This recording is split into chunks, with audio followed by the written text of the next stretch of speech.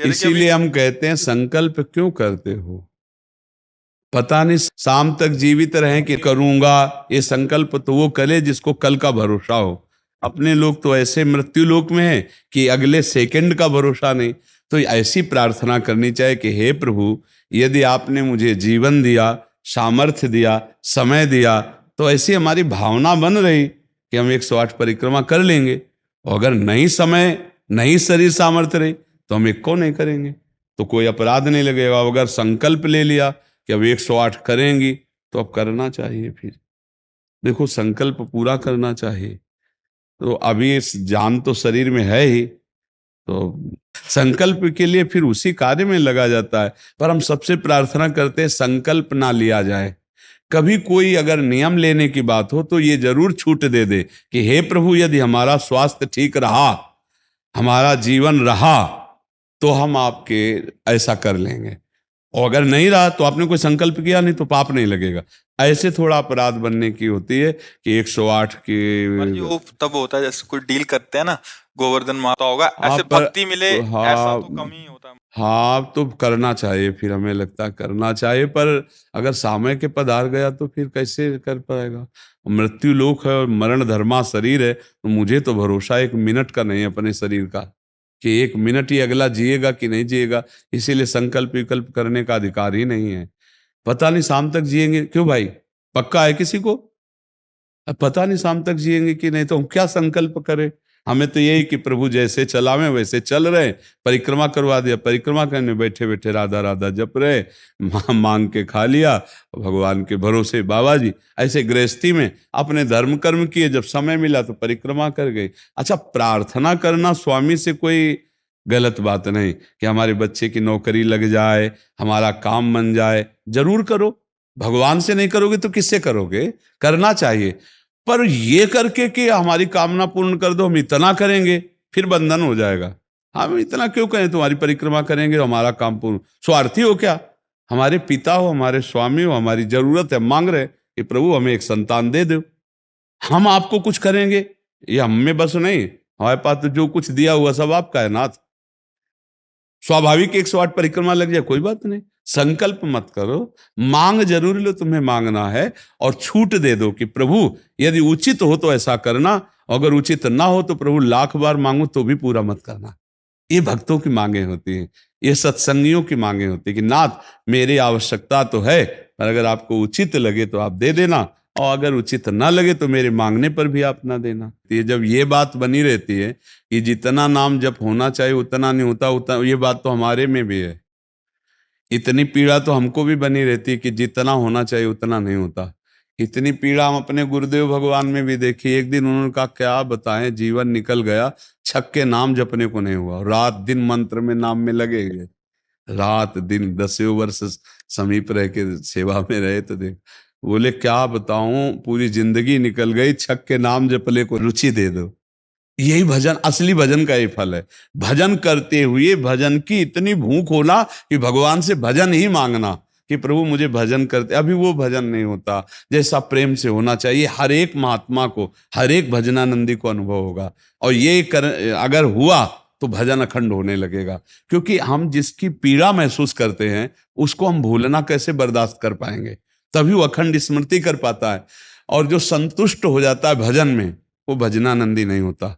जो भजन में असंतुष्ट और भोगों में संतुष्ट रहता है वही भजनानंदी कहा जाता है। अपनी बात कहते हैं, मुझे तो गुरुदेव ने संभाला, नहीं तो साधन भजन हो रहा था, पर वो अहंकार जनित था। जब गुरुदेव ने कृपा करी तो हमारे अहंकार को चकनाचूर हुआ। तब ये बात समझ में आई कि गुरु कृपा से मोक्ष मूलम गुरु कृपा। गुरुदेव भगवान साक्षात करुणा में प्रियालाल के स्वरूप हैं। वो जब कृपा करते हैं तो अहंकार नष्ट हो जाता है, और अहंकार नष्ट होते ही दैन्यता आ जाती है। और प्रियालाल को दैन्यता बहुत प्रिय है, और वो दैन्यता कृपा से ही आएगी। और गुरु के चरणों में आसक्त रहो। देखो, हम आपको गुरु महिमा की एक बात बता दें। जब हम कोरा कागज होकर गुरुदेव के चरणों में समर्पित होते हैं, तभी हमारी हृदय में लिखा पढ़ी सही होती है। हम लोग क्या होते हैं, पूरा कागज रंगे हुए पहुंचते हैं और अपनी बुद्धि लड़ाते हैं गुरुजनों पर। इसीलिए हमारा काम बन नहीं पाता। यदि हम बच्चा बन के गुरु के चरणों में जाएं, जैसा बोले वो और वैसा करने लगे तो गुरु को भी पता नहीं चलेगा, ऐसे शिष्य की उन्नति हो जाएगी अध्यात्म की, क्योंकि उसने उनको भगवान माना है। देखो एक हम प्रसंग कई बार सुना चुके हैं, शकुन के पास गए और वो मदिरा पीते थे, वो जानते नहीं थे, वो मदिरा पिए हुए बैठे हुए थे। उन्होंने कहा गुरुदेव मैं आपको गुरु रूप से वरण करता हूं, मुझे मंत्र दे दो। तो शराब के नशे में लड़खड़ाते हुए मंत्र बोले, तो अशुद्ध मंत्र और अशुद्ध अवस्था, पर वो सीधा सरल भक्त भगवान मान के गुरु की छवि लेके पूजा में रख के और मंत्रानुष्ठान, अशुद्ध मंत्र। 1 साल ही हुआ कि माँ भद्रकाली प्रकट हो गई, काली, और उनका बेटा तेरा गुरु ढोंगी है। तो उनका माँ, पहली बात तो आप गुरु को ऐसा ना बोले, गुरु हमारे परब्रह्म है, आप ऐसा ना बोले। बोले बेटा तो बहुत सरल है, जानता नहीं, वो शराब पीता है और जो मंत्र दिया ना वो अशुद्ध है। माँ ने कहा, तो उनका माँ अब तो और विश्वास आपकी बात पे नहीं रहा, अगर गुरु ने अशुद्ध मंत्र दिया होता तो तुम 1 साल में आ गई, कैसे आ गई? बोले बताने आई हूं कि मंत्र अशुद्ध है। तो उनका माँ, मैं अपने गुरु निष्ठा और गुरु मंत्र को नहीं छोड़ सकता, आप जाओ। तो उनका बेटा, मैं तुम्हारी गुरु भक्ति पे प्रसन्न हुई और आज से मेरे सिद्ध करने का मंत्र यही होगा जो अशुद्ध मंत्र। ऐसा गुरु भाव किया जाता है। गुरु को परब्रह्म साक्षात माना जाता है। परब्रह्म में दोष दर्शन नहीं होते, दोष हमारी बुद्धि का है। अगर बुद्धि का दोष निकाल दे तो देखो, मत्ता परतरम नान्यत किंचिदस्ति धनंजय, भगवान कह रहे मेरे सिवा कोई और है नहीं। फिर हम गुरु को दोष दर्शन में देखें, कहीं ना कहीं हमसे त्रुटि हो रही। हमें घोर पापी में भी भगवान देखना है, तो गुरु में भगवान देखने में क्या बात है? विचार करके देखिए, जब हम गुरु में भगवान देखते हैं तो अपना समर्पण करते हैं, और जब वो हमारे साथ उल्टा व्यवहार करते हैं और हम सह जाते हैं तो हमारा अहंकार नष्ट हो जाता है। वहीं वहीं रहकर महागुरु विष्णु गुरुदेव महेश्वरा गुरु साक्षात परब्रह्म तस्मै श्री गुरु। गुरु में भगवान बुद्धि करना बहुत कठिन बात है, सबसे कठिन बात विश्व में, समझ लो।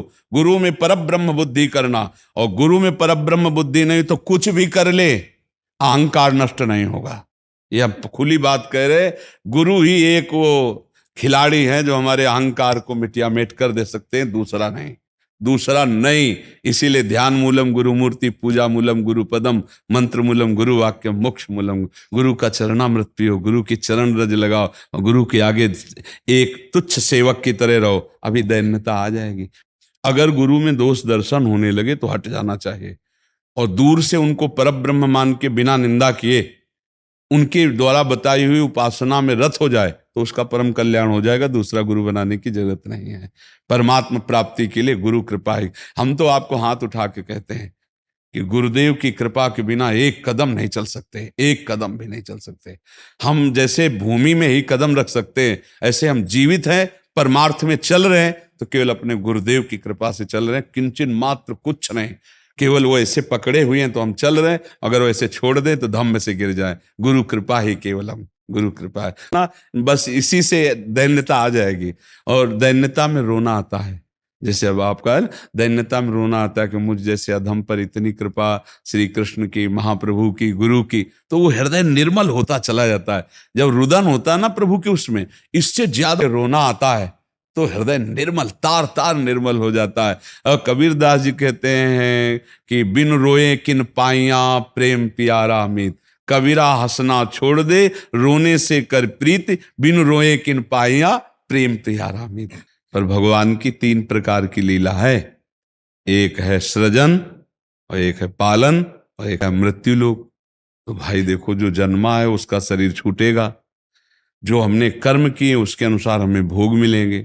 अब हम भगवान से भजन के बल से, उनके प्रार्थना के बल से हमको क्षमा याचना करवा सकते हैं। तो अपने पुत्र के लिए, अपने कल्याण के लिए, अपने परिवार के कल्याण के लिए, समाज के मंगल के लिए भगवान का नाम जप करे, भगवान से प्रार्थना करे, दूसरों को सुख पहुंचावे, धर्म पूर्वक आचरण करे तो निश्चित मंगल होता है। हाँ, बहुत अच्छा है। देखो यशोदा मैया स्वयं भगवान लाला के रूप में आयला तो गौ की पूंछ से झाड़ना और ब्राह्मणों को बुलाकर स्वस्ति वाचन कराना, दान देना, मेरा लाला कन्हैया सुरक्षित रहे। क्योंकि बड़े बड़े आक्रमण हुए ना, पूतना है, तृणावर्त, अघासुर, बकासुर, तो मैया घबरा जाती थी कि दुनिया की बलाएं हमारे लाले के पीछे काहे पड़ी। और अच्छा, माँ को अपने पुत्र का महान स्वरूप दिखाने पर भी दिखता ले, क्योंकि माँ है ना, उनको तो लगता है मेरा लाला है। तो बार बार वो परेशान हो जाती थी और स्वयं भगवान की रक्षा के लिए भगवान के नाम का प्रयोग किया। केशव भगवान बाजुओं की रक्षा करे, ऐसे करे, ऐसे। तो हमें लगता है भगवान का नाम जप और धर्माचरण, दूसरों को सुख पहुंचाना, और इसका फल मेरा पुत्र सुरक्षित रहे, मेरे पुत्र की बुद्धि शुद्ध हो, मेरे पुत्र को कभी विपत्ति ना हो। तो ये देखो, माँ में बहुत बड़ी सामर्थ्य है। अगर माँ तपस्या और पूर्वक अपने पुत्र को चाहे तो अजर अमर बना सकती है। समय आया कि अब युद्ध होगा ही पक्का। तब गांधारी जी ने कहा, बेटा मैं तुम्हें बहुत प्यार करती हूं, तुम मेरा बेटा है, पर भीम के सहयोगी श्री कृष्ण तू मारा जाएगा, इसलिए जा तू नग्न होकर मेरे सामने आ जा, मैं पट्टी खोलती हूं, तेरा शरीर वज्र का हो जाएगा, मृत्यु ही नहीं होगी तेरी। अब भगवान तो भगवान ही है। अब वो आ रहे थे नंग धड़ंग दुर्योधन, तो भगवान ने देखा उनका, अरे यार तुम इतने बड़े होकर बच्चों की तरह नंगे घूम रहे हो। तो उनका माँ ने कहा है, बच्चे हो, कम से कम कमर तो ढक लो इतना। ओ ऐसे पत्ता लगा के ऐसे गांधारी ने जी ही आंख खोले ऐसे दे, उनका ये पत्ता क्यों लगा लिया? उनका, माँ तुम्हारे सामने नंगा कैसे आऊं? अरे उनका, धोखा कर दिया तूने। अब जितनी दृष्टि मेरी पड़ गई, तेरा शरीर वज्र का हो गया, गदा या किसी भी प्रहार से नष्ट नहीं होगा, लेकिन तू कमर से मारा जाएगा। यही से कमजोर हो गया। क्योंकि और भगवान अपने भक्त का प्रण पूरा करवाने के लिए जब द्रौपदी को दिगंबर करा रहा था ना, ये सभा में लाभ जंगा ठोक रहा था, तो भीम ने यही प्रण किया था, इसी जंगा को तोड़ूंगा। अगर भगवान भक्त की वचन रक्षा ना करते और वो पूरा वज्र का शरीर हो जाता तो तोड़ नहीं पाते। इसीलिए भगवान ने, तो माघ में